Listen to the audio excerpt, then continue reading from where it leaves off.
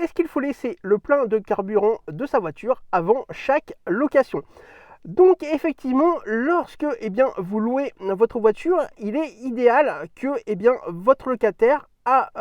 dès qu'il prend la voiture en sa possession, donc au début de la location, qu'il ait le plein de la voiture, et pour deux raisons que je vais vous donner dans cette vidéo, avec en plus un petit bonus à la fin.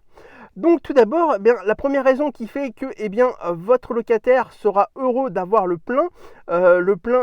au début de sa location, le plein de carburant, c'est que ça va être beaucoup plus simple pour lui, mais aussi pour vous. Effectivement, ça veut dire que quand il va devoir rendre votre voiture à la fin de la location, il n'aura pas à se poser de questions de savoir à quel niveau exactement est le carburant, puisqu'il saura que ce sera au niveau du plein, et donc il va vous rendre la voiture avec le plein, et donc ne pas se poser de questions quand il sera à la station service. Alors que si jamais il y a par exemple les 3/4 du réservoir au début de la location, ça peut être un peu compliqué pour lui pour jauger le fait que il va bien y avoir les 3/4 ou un petit peu avant ou un petit peu après ces 3/4. La deuxième raison également, c'est pour éviter les litiges entre vous et le locataire. Effectivement, comme je l'expliquais juste avant, effectivement, si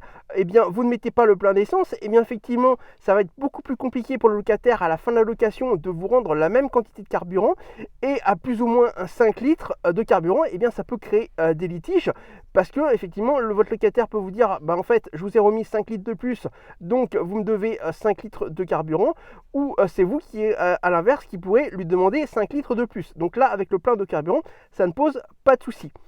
Maintenant, en ce qui concerne le petit bonus qui sera donc une petite astuce,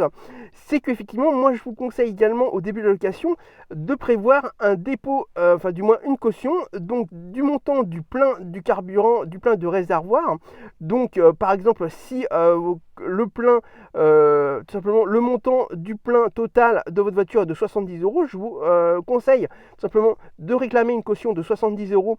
à votre locataire si c'est une location courte durée, tout simplement parce que ça permet de garantir que vous allez pouvoir récupérer tout simplement le plein intégral, puisque moi par exemple ça m'est déjà arrivé qu'on me rende la voiture à un endroit qui n'était pas celui qui était prévu, et avec le réservoir vide alors qu'il a eu le réservoir plein. Et si vous avez la caution du plein du réservoir, le montant total qui est en caution, vous allez pouvoir garder à ce moment-là l'intégralité de la caution, et ça vous permet au moins d'être sûr de récupérer l'argent du carburant.